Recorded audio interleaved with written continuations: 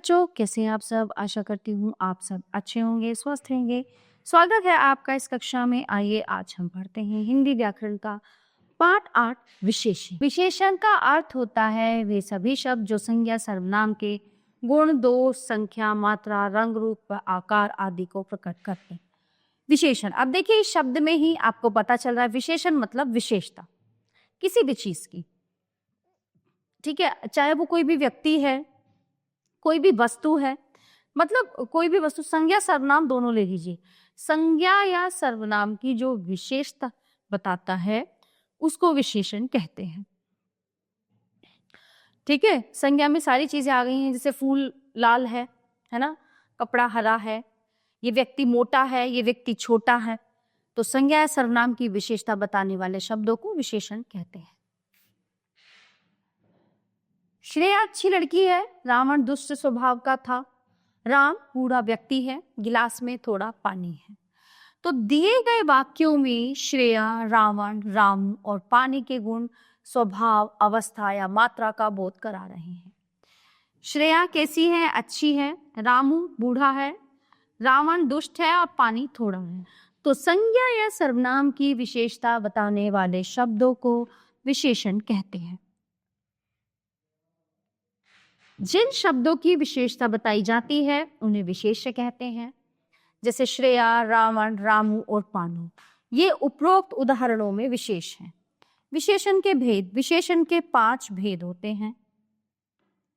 गुणवाचक विशेषण, ये विशेषण संज्ञा या सर्वनाम के गुण, दोष, रंग, आकार आदि को बताते हैं। जैसे दिव्या ने सुंदर फ्रॉक पहनी है, किसान मेहनती होता है, खीर मीठी बनी है। दूसरा है संख्यावाचक, इसमें तो गुण बताया ना सबके कि कौन कैसा कैसा है। फिर आ जाता है संख्यावाचक विशेषण, इसमें क्या है, चीजों की संख्याएं बताई जाती हैं। ये विशेषण संज्ञा या सर्वनाम की संख्या या गिनती बताते हैं। जैसे 1 दर्जन केले हैं, 5 गेंदे हैं, कुछ किताबें हैं, है ना, 10 मालाएं हैं, 8 खरबूजे हैं। तो इसमें क्या है, इसमें संख्या बताई जाती है। परिमाणवाचक विशेषण, ये विशेषण संज्ञा या सर्वनाम की परिमाण, मात्रा, नाप, तोल, वजन, ये सब चीजें बताते हैं। जैसे भारी सामान हो गया, 100 किलो लकड़ी हो गई, 2 पैकेट चाय हो गई।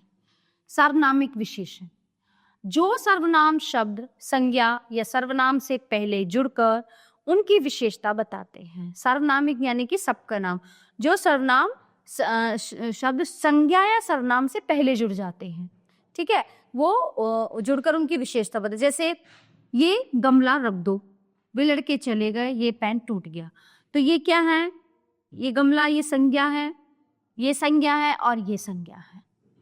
व्यक्तिवाचक विशेषण, ये विशेषण व्यक्तिवाचक संज्ञाओं से बनते हैं और संज्ञा या सर्वनाम से पहले जुड़ते हैं।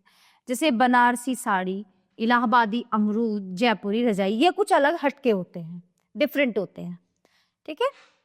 अगला है हमारा विषय विशेषण की अवस्थाएं। विशेषण की 3 अवस्थाएं होती हैं। सबसे पहली होती है मूलावस्था। ये विशेषण का मूल रूप होता है, इसमें किसी से कोई तुलना नहीं की जाती। वैसे वह अच्छा बालक है, यह खीर गर्म है। उत्तरावस्था, ये विशेषण का वह रूप होता है जो 2 विशेषों की तुलना करता है। जैसे वह तुमसे अधिक चतुर है, तुम दिव्यांश से अधिक होशियार। उत्तमावस्था, ये विशेषण का वह रूप है जो एक विशेष्य को अन्य सभी की तुलना में बढ़कर बताता है। जैसे वह सबसे बुद्धिमान है, तुम सबसे सुंदर हो। तो आइए देखते हैं इस पाठ में हमने क्या सीखा कि संज्ञा या सर्वनाम की विशेषता बताने वाले शब्द विशेषण कहलाते हैं। जिस संज्ञा या सर्वनाम शब्द की विशेषता बताई जाती है उसे विशेष्य कहते हैं। विशेषण के 5 भेद होते हैं, गुणवाचक, संख्यावाचक, परिमाणवाचक, सार्वनामिक और व्यक्तिवाचक।